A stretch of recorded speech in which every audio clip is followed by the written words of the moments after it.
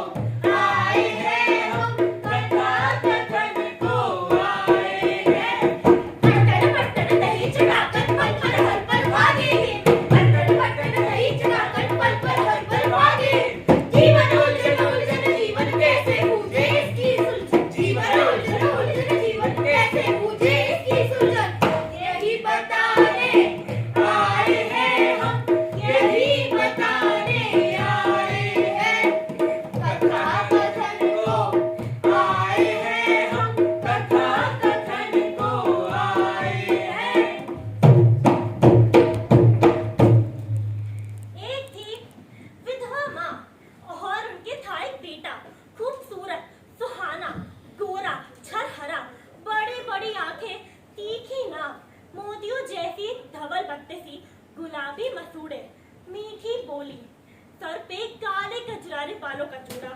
रोज सवेरे माँ नजर लगने के डर से 7 बार थूकती, काजल लेती, गालों पर काजल की विद्या देती और भी कई टोने टोटके करती। एक दिन माँ ने उपवास किया तो बेटे ने सोचा कि उपवास अच्छी चीज है, तो माँ के देखा देख उसने भी उपवास करने का विचार किया। माँ से जाके कहता है, माँ मैं भी उपवास करना चाहता हूँ। तो माँ उसे प्यार से कहती है, नहीं मेरे लाडले, उपवास करने की वजह से तेरी सुकोमल काया सिकुड़ जाएगी। तो बेटा बीच में टपकर कहता है, तो तू क्यों उपवास करती है? तू तो मुझसे ज्यादा दुबली है ना।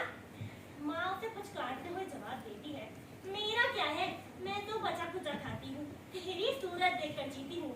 ये जन्म बिगड़ा तो बिगड़ा, अगले जन्म सुधारने की फिक्र में हूँ। तो बेटा माँ के देखा देख कहता है, वो भी अपना अगला जन्म सुधारना चाहता है। माँ उसकी भलाइयाँ लेते हुए कहती है, अरे मेरे लाडले, तेरा ये जन्म भी 100 जन्मों के समान है, तू अगला जन्म सुधारने की फिक्र मत कर। बेटे को गुलगुले खाने की विकट लालसा थी। उपवास का हट करते माँ ने देखा तो कहा, अरे मेरे राजा बेटा, कितना समझदार है तू। रुक, अभी तेरे लिए गर्मा गर्म मोटे मोटे गुलगुले बनाती हूँ।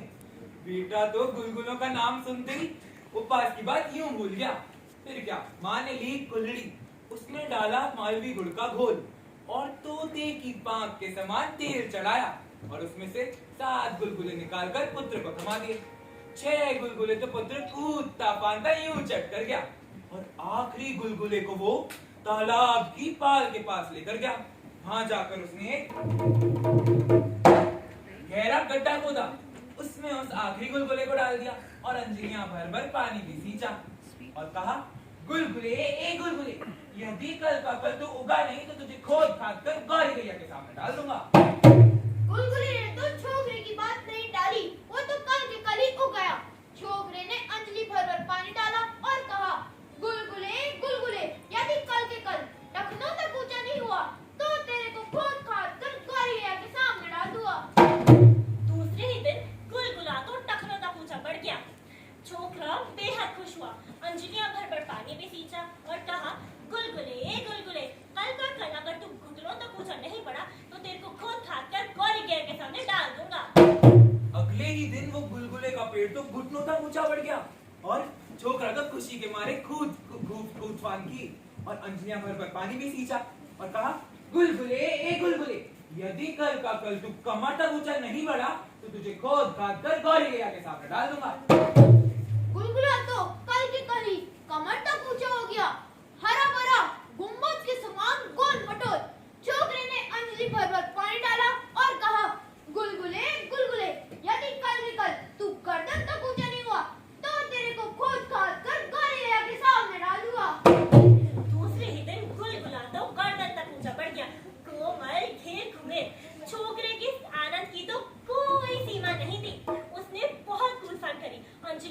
पानी भी सींचा और कहा, गुलगुले गुलगुले, कल का कल अगर तू 5 जितना लंबा नहीं हुआ तो तुझे खुद खाद कर गौरी गाय के सामने डाल दूंगा। दूसरे ही दिन वो गुलगुलों का अनोखा पेड़ तो इतना जंगी और लंबा हो गया कि छोकरा तो उसके गोल गोल चक्कर लगाने लगा और उसकी चारों तरफ एक गहरा गड्ढा खोदा।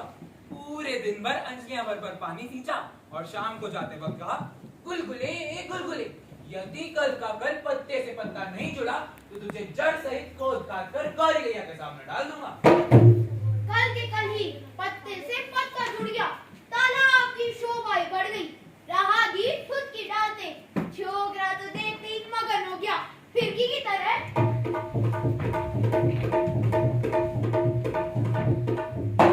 चारों तरफ परिक्रमा करने लग गया।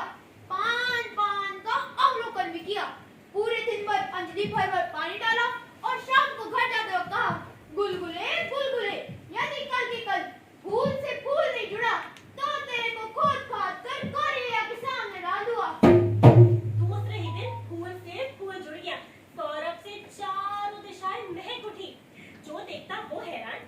ऐसे पेड़ के बारे में ना कभी किसी ने सुना था और ना ही कभी किसी ने देखा। छोकरा ये नजारा देखकर इतना खुश हुआ मानो उसे चक्रवर्ती राज्य ही मिल गया हो।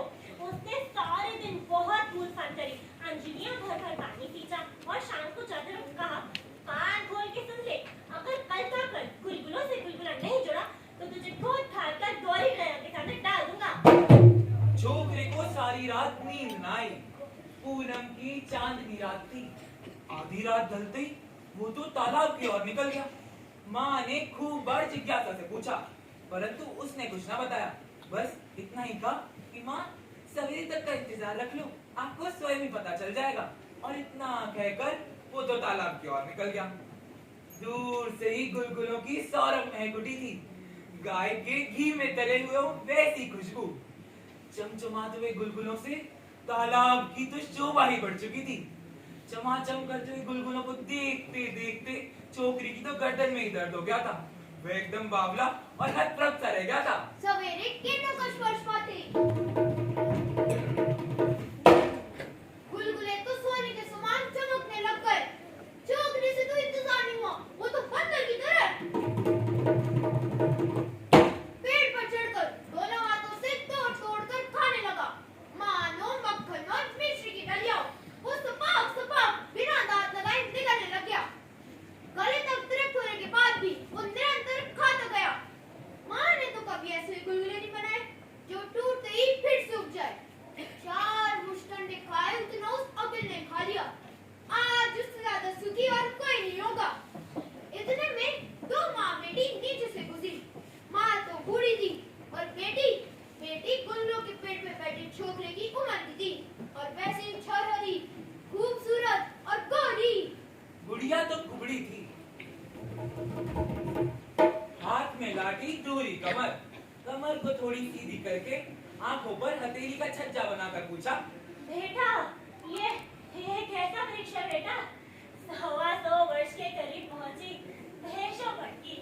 ऐसे वृक्ष के बारे में ना कभी सुना और ना ही कभी देखा। अरे बूढ़ी अम्मा, तूने अभी तक देखा ही क्या? ये है गुलगुलों का अनोखा पेड़। मेरे हाथों रोपा और मेरे हाथों सींचा गया। अरे बस खड़ी करने को तुझे नहीं मिली। गुलगुलों का भी कोई पेड़ हुआ करता है। अरे दिखता नहीं क्या? बेशुमार गुलगुले ही गुलगुले लटक रहे। मुझे ठीक दिखाई नहीं देता, ये तो पूछा। अरे अगर तेरे को नहीं दिखाई देता तो तू अपनी बेटी से पूछ ले। उसकी तो प्यालो जितनी बड़ी बड़ी आंखें हैं।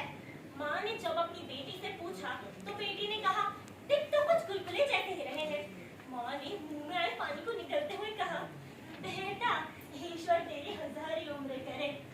मैं तो गुलगुलों का केवल नाम सुना है, कभी चखे तक नहीं। थोड़े गुलगुले मुझे भी दे दे, अकेला खा के क्या अमर हो जाएगा। छोकरा तो पूरा मस्त मग्न हुआ था। बोला, पेट पे लटके हुए गुलगुलों की क्या गिनती, तू जितने बोल उतने ही तोड़ कर डाल दूं। बुढ़िया के सर पर एक बड़ी खारी थी जिसमें थी तीखी और लंबी शूलें। छोकरे ने कहा, अरे ये खारी मेरे ठीक नीचे रख दे, अभी पूरी गुलगुलों से भर देता हूँ। नहीं नहीं बेटा, खारी तो शूलों से भरी हुई है, गुलगुले पड़ते ही वो झड़ जाएगी। अरे तो अपनी ओढ़नी का पल्ला बिछा। ओढ़नी चिकनी नहीं हो जाएगी। अरे तो हथेली फैला, मेरा निशाना अचूके सीधा उसमें ही डालूंगा। नहीं बेटा, गुलगुले तो काफी गर्म लगते हैं, हथेली जल जाएगी। तो फिर इसका मैं क्या करूं? सिर्फ इनकार की जा रही है, कोई उपाय तो देती नहीं। हाँ। बुढ़िया ने अपने काले काले दांत निपोड़ते हुए कहा, बेटा दांत कृतिकल हो सकते हैं, लेकिन आंत कृतिकल नहीं हो सकती। मरने के बाद भी मेरी आंतें तुझे हमेशा आशीष देगी। कुछ गुलगुले अपने साफे के पल्ले में बांधकर नीचे लटका दे। ईश्वर तेरी हजारी उम्र करे। छोकरा तो मान गया। आखिर गुलगुलों के पेट पे बैठा वो छोकरा इतनी छोटी मोटी बातों पे क्या ध्यान देता। उसने एक साफे के पल्ले में ढेर सारे गुलगुले बांधकर नीचे लटका दिए और दूसरे पल्ले को कस के पकड़ लिया। जैसे ही पल्ला नीचे पहुंचा तो बुढ़िया ने जोर को झटका दिया। झटके के साथ साथ छोकरा तो धड़ाम से नीचे आ गिरा। बेहोश होने के बाद दोनों माँ बेटी ने उसको उठाकर खारी के भीतर पटक दिया और खारी खुद बुढ़िया ने अपने सिर पे उठा ली। जब छोकरे को होश आया तो वो चिल्लाया, बहुत देर तक चिल्लाता रहा। शूलें जगह जगह गड़ी हुई। उसने बहुत प्रार्थना की पर बुढ़िया नहीं मानी। दांत पीसती हुई बोली, चिल्लाना बंद करता है या नहीं, अन्यथा कच्चे को ही चबा जाऊंगी। जानता है मैं कौन हूँ? डायन हूँ, डायन। छोकरा रोना बंद करते हुए कहने लगा, तू तो कह रही थी कि दांत कृतिकल हो सकते हैं, लेकिन आंत कृतिकल नहीं हो सकती। मैंने गुलगुले दिए, जिसका ये मतलब चुका रही है। बुढ़िया दांत पीसती हुई बोली, तू भी तो चंडाल से कम नहीं है। अभी तो तेरे गुलगुलों का दांत भी नहीं लगाया, तो पेट की आंतें क्या कृतिकलता प्रकट करेगी है? छोकरे ने भी समझ लिया कि मुंह का थूक उछालने से कोई फायदा नहीं। मौका मिलने पर भागने का कोई ना कोई सुझाव दिमाग में आ ही जाएगा। छोकरे ने कहा, मुझे खाने से अगर तेरी आंखें प्रसन्न होती हैं तो अच्छी बात है। मरकर जलने से अच्छा तो किसी मनुष्य का भोजन ही बन जाऊं। मेरे गुरु महाराज ने तो मुझे ये ही सीख दी है। बुढ़िया छोकरे की बात सुनकर काफी कुछ निश्चित सी हो गई और खुश होकर बोली, वाह रे बेटा, बड़े ही बढ़िया गुरु हैं तेरे, बहुत ही अच्छी सीख दी है। बुढ़िया छोकरे की निडरता देख काफी खुश थी। बोली, नहीं डरने वाले लोगों का मांस का जायका ही कुछ और होता है और डरने वालों का त्यों ही रूखा सूखा। माँ बेटी दोनों की बात छोकरे ने सुनी और उसे ये भनक लग गई कि वो किसी तालाब के पास होकर गुजर रहे हैं। तो उसने बोला, डायन माँ, मुझे बहुत जोरों की प्यास लगी है, पूरे शरीर का खून ही सूख गया है। डायन ने बेटी की तरफ देखकर कहा, ये बात भी ठीक हुई, आगे चलकर कहता तो चक्कर पड़ता। वो तो छोकरी को उठाए सन्नाट पाल पर चढ़ गई। पानी के किनारे खारी को उतारा और बोला, पी ले, जितना पानी पीना है पी ले, ऐसा निर्मल ठंडा पानी तूने कभी नहीं पिया होगा। छोकरे ने कहा, शूलों की वजह से उठा नहीं जाता, तुम ही लाकर पिला दो ना। डायन ने लाठी पटककर गुस्से में बोला, बदमाश, उल्टा हम पर ही ठोर जतलाता है। उठ और खुद आके पी ले, नहीं तो बस हमारे भरोसे तो प्यासा ही मर जाएगा। दोनों माँ बेटी ने उसको पानी पीने के लिए उठाया। शूलें जगह जगह गड़ी हुई। वो पानी पीने के अंदर घुसा और घुसता गया। पानी जब गले तक पहुंच गया तो डुबकी लगाकर अदृश्य हो गया। बेटी ने जब माँ को शिकायत करी तो डायन बोली, ए गुलगुलों वाले छोकरे, मान जा वरना मेरे से बुरा और कोई नहीं होगा। छोकरा तो बिना सुने तालाब की पड़ी ओर पहुंच गया। तालाब बहुत लंबा चौड़ा था। डायन अभी भी चला रही थी पर छोकरा तो 9-11 के सीधा गुलगुलों वाले पेड़ पे जा पहुंचा। थोड़ी देर मिसाई खाने के बाद वो फिर से गुलगुले खाने लगा।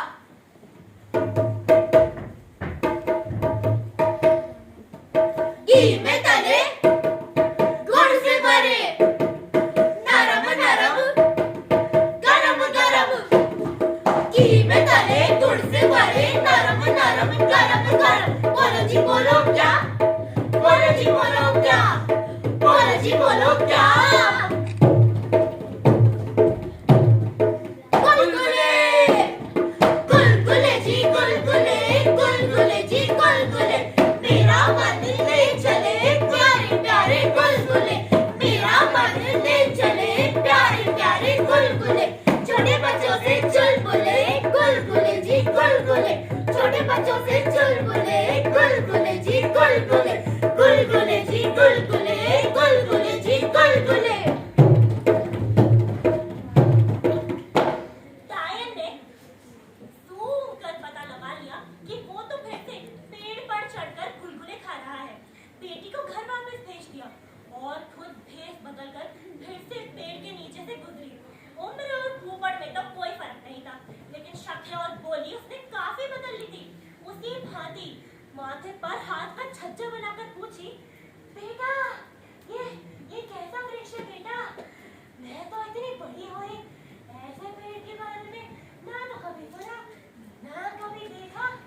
छोकरे ने कड़क कर बोला, आंखें फूटी हैं क्या? दिखाई नहीं देता? गुलगुलों का पेड़ है, गुलगुलों का। बुढ़िया ने कहा, बेटा दिखाई नहीं देता तो क्या होता, आज तक तो किसी ईश्वर ने भी नहीं देखा होगा ऐसा पेड़, 2-4 चकाए तो मालूम। छोकरे ने गुस्सा प्रकट करते हुए बोला, शैतान डायन, अपना काला मुंह कर यहाँ से, अब की बार तेरे झांसे में नहीं आने वाला। बुढ़िया अनजान से बनकर कान में उंगली डालकर कहने लगी, राम राम बेटा, ये तो क्या कह रहा है? मैं तो आज पहली बार इस तालाब के पास आई, बकरी की खोज में निकली, तू कहे तो वापस लौट जाओ, ऐसे अंटे शंटे तो ना बोल। छोकरे ने टकटकी लगाकर देखा, कंधे पर पानी से भरी डिबरी लटक रही थी। सूरत भी दूसरी और कुबड़ी तो कई हुआ करती थी। छोकरा थोड़ा धीमा पड़कर बोला, वो डायन भी तेरे जैसी थी। मुस्कुराते हुए बोली, अरे बेटा क्यों बच्चों वाली बात कर रहा है? मेरे रेबे में बकरियां ही बकरी है, सारी एक जैसी दिखती है, पर सबके पिंड अलग अलग है। तू कहे तो अभी लौट जाऊं, ऐसे अंडे शंडे तो ना बोल। बुढ़िया धीरे धीरे कर जाने लगी। फिर छोकरा जोर से बोला, अरे दादी अम्मा तू जा मत, आखिर गुलगुलों की क्या कमी, तू जितने चाहे उतने खा। बुढ़िया ने साफ सुन लिया, फिर भी वो आगे ही बढ़ती चली। छोकरे के 2-3 बार आवाज देने के बाद जाकर रुकी। छोकरे ने बोला, अम्मा पहचानने में भूल हो गई, उस डायन ने मेरे साथ बहुत बुरा किया, इसलिए थोड़ा सा गुस्सा आ गया। अभी अपनी दिबड़ी का मुंह खोल, पूरे गुलगुलों से भर देता हूँ। नहीं बेटा, दिबड़ी का मुंह तो छोटा बहुत है, गुलगुले नीचे गिर जाएंगे। मेरा निशाना अचूक है, एक भी गिरने नहीं दूंगा, चाहे मुंह कितना भी छोटा हो, गुलगुलों से तो बड़ा ही है। गुलगुले पड़ने से मेरी दिबड़ी का पानी चिकना हो जाएगा ना? तो पल्ला बिछाओ। पल्ला बिल्कुल घिस चुका है, गुलगुले पड़ते ही फट जाएगा। तो हथेली नीचे कर। नहीं बेटा, गुलगुले काफी गरम लगते हैं, हथेली जल जाएगी। तो मेरी तरह ऊपर आकर खा ले। तेरी उम्र में चांद पकड़ने का हौसला रखती थी, पर अब तो देहरी भी लांगी नहीं जाती।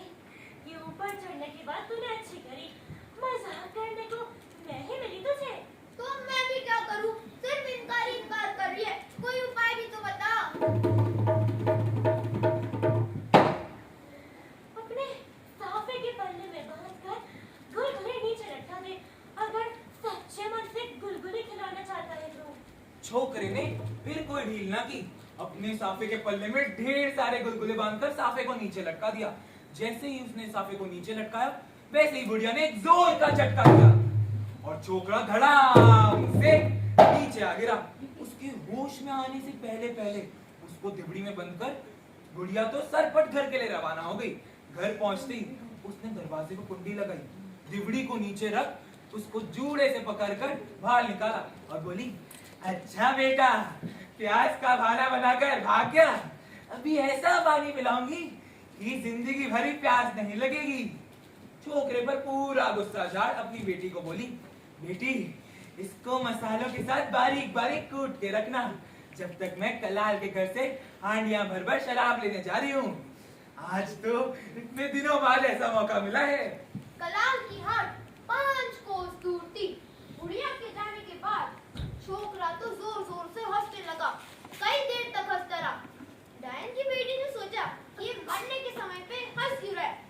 फिर डायन की बेटी ने उसकी मुंह की तरफ देखा, मोतियों जैसे चमकते हुए दांत, भंवरों जैसे काले बाल, नजर फिसल जाए वैसे चिकने।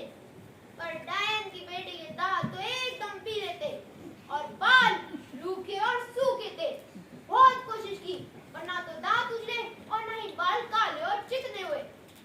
डायन की बेटी को छोकरे से चल रही तो पास जाकर पूछती है, तेरे दांत इतने उजले हुए कैसे और तेरे बाल इतने काले और चिकने कैसे? छोकरे ने हंसते हंसते बोला, अभी तो दांत और भी उजलेंगे और बाल तो और भी काले होंगे। मेरी माँ तो मेरे साथ हर रोज यही टोटका करती हैं। मेरी माँ और तेरी माँ का स्वभाव एक ही है। यदि मेरी माँ मेरा सर ओखली में ना कूटती तो मेरे बाल आज इतने काले ना होते और दांत इतने उजले ना होते। पहले तो मेरे दांत तेल से भी ज्यादा पीले थे और बाल तो जैसे नारियल की जटाई हो। छोकरी ने अचरज से पूछा, क्या तेरे दांत मेरे से भी ज्यादा पीले थे? छोकरे ने बोला, हाँ हाँ, मेरे दांत तो तेरे से भी ज्यादा पीले थे। ये तो क्या मैं झूठ बोल रहा हूँ? छोकरी उतावली होकर बोली, अरे तू मेरे साथ भी यही टोटका कर देना। तो छोकरे ने बोला, ये टोटका जब तक संभव नहीं हो सकता तब तक तू मर्द के और मैं औरत के कपड़े ना पहन ले। तो छोकरी ने बोला, अरे तो तू मेरे कपड़े पहन ले, मैं तेरे कपड़े पहन लेती हूँ। छोकरे ने फिर इस बात को आसान नहीं जाना था। छोकरी ने तो दांत और बाल के लोभ में सारे कपड़े फटाफट बदल लिए, अपना सारा गहना भी उसे पहना दिया। फिर छोकरी ने कहा, मेरा सिर भी गूंथना पड़ेगा। छोकरी तंग आकर कहने लगी, तू तो नखरेबाज ही बहुत है, जल्दी नीचे बैठ, अभी तेरा सिर गूंथ देती हूँ। वो सिर गूंथने बैठी। रेशम जैसे चिकने और घने बाल, सब्र रखने के लिए छोकरी के लिए तो पल पल भी मुश्किल होता जा रहा था। उसने फटाफट बाल गूंथ के मांग निकाल दी और फिर क्या था, छोकरी की मुंह की तरफ देखकर बोली, माँ क्या मैं भी नहीं बता सकती कि तू उसकी बेटी नहीं। अगर दांत और बाल बदल ले तो कोई नहीं कह सकता कि तू कौन और मैं कौन। छोकरी भागकर मुंह सुलाई, जल्दी से छोकरे के हाथ में थमाकर अपने आप ही ओखली के अंदर सिर डाल दिया। फिर छोकरा भी क्यों ढील देता, आखिर इतना बढ़िया मौका जो मिला है। छोकरी ने छोकरी के सर के बीचों बीच एक जोर की ठरकाई मारी। ठरकाई के साथ साथ छोकरी के वही प्राण अंत हो गए। जब तक डायन शराब की हंडियां लाती तो छोकरे ने मांस की हंडियां चढ़ा दी और भरपूर मसाला और घी डाल दिया। गायन तो काफी कुछ ही कलाल के घर से दूध होकर आई थी और घर पर आके और आधी हंडियां खा ली की। बेटी से पूछा, अरे उस नालायक का मांस पक गया क्या? बेटी के हाँ बढ़ती वो तो कुंडा लेकर बैठ गई, झूमने लगी, गुनगुनाने लगी, लड़खड़ाते हुए स्वर में बोली, आज तो पूरे 2 कुंडे खाऊंगी, बड़े ही दिनों बाद किसी मनुष्य का मांस हाथ लगा है। बेटी ने हंडियां आंधी करके माँ का कुंडा पूरा भर दिया। माँ तो गरम गरम ही खाने लगी तो देखा देख सारा मांस चट कर गई। जैसे ही दूसरा कुंडा खाने लगी, पालतू बिल्ली आके कहने लगी, क्या कहने लगी? हाय रे हाय, माँ बेटी ने खाए, थोड़ी बोटियां मैंने भी चखाए।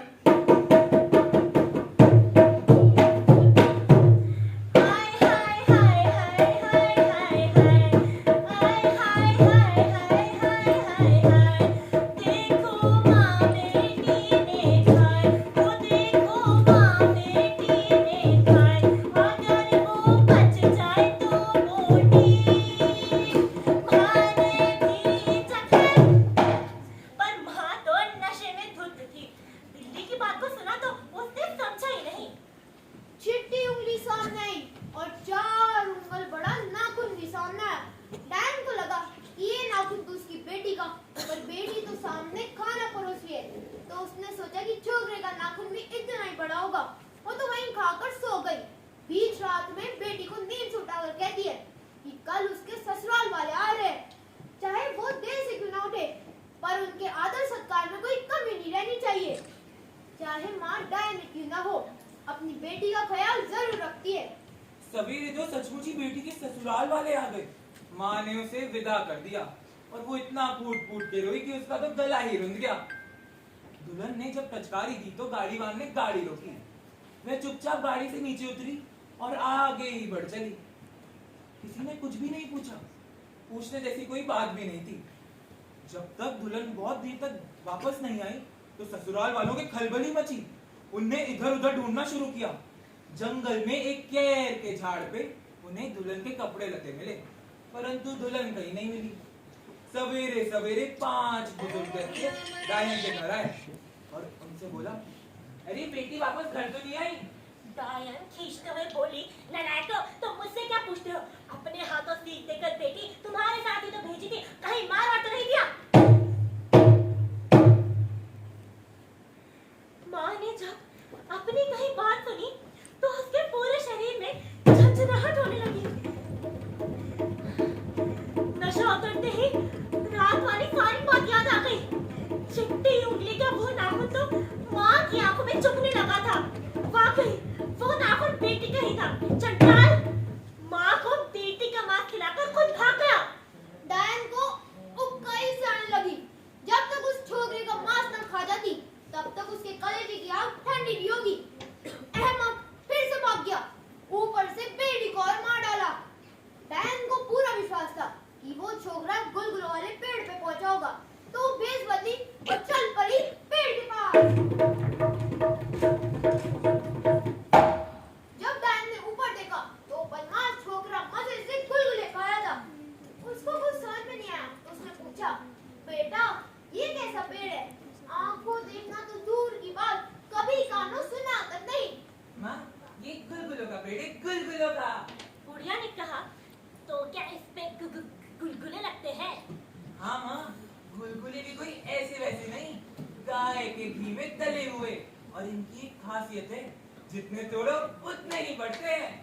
बुढ़िया अटकती अटकती बोली, बेटा मैंने तो केवल गुलगुलों का नाम ही सुना है, कभी चखे तक नहीं। अगर रोज 20 गुलगुले चखाए तो तेरे नाम की ही माला जपू। अरे 20 क्या, तेरी इच्छा हो तो 1000 खा। छोकरी की नजर बुढ़िया के कंधे पे लटकती हुई झोली पर गई, तो उसने बोला, अरे ये झोली मार, अभी पूरी गुलगुलों से भर देता हूँ। नहीं बेटा, मेरी छूती झोली चिकनी हो जाएगी। अरे तो ओढ़नी का पल्ला बिछा। ओढ़नी बहुत मैली है, गुलगुले गंदे नहीं हो जाएंगे। अरे तो हथेली मार, मेरा निशाना अचूक है। बुढ़िया डरते डरते बोली, नहीं बेटा, गुलगुले बहुत गर्म है, हथेली जल जाएगी, छाले पड़ जाएंगे। छोकरा तो बुढ़िया के सारे लक्षण जान गया था, फिर भी अनजाना सा बनकर बोला, ये भी नहीं वो भी नहीं, तो फिर गुलगुले कैसे खाएगी? बुढ़िया ने सोचा ये छोकरा तो जानबूझकर फंस रहा है, अब छूट जाए तो जानू। बुढ़िया ने कहा, बेटा अगर तेरे को गुलगुले खिलाने हैं, तो तू एक साफे के पल्ले में ढेर सारे गुलगुले बांधकर नीचे लटका दे, मैं अपने आप चख लूंगी और अच्छे लगे तो तेरी बिक्री भी करवा दूंगी।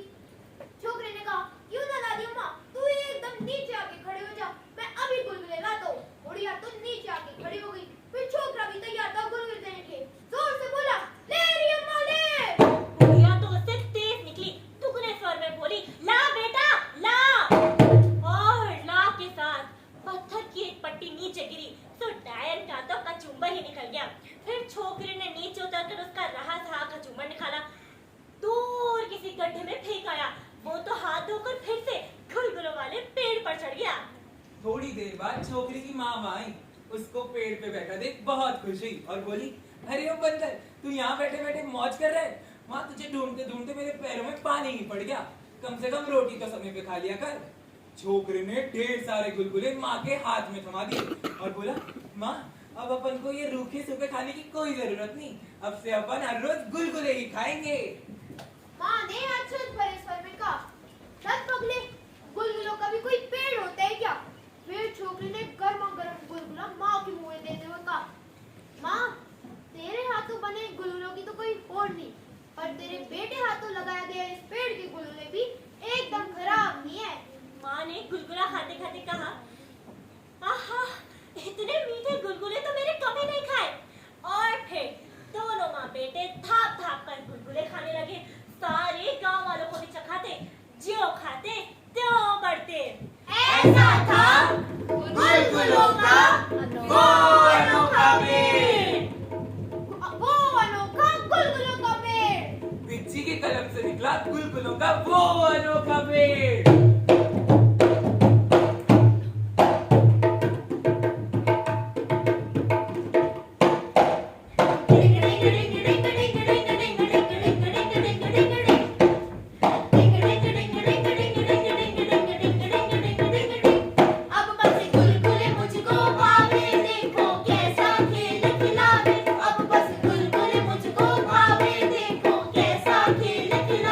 जो देखे वो छतरावे।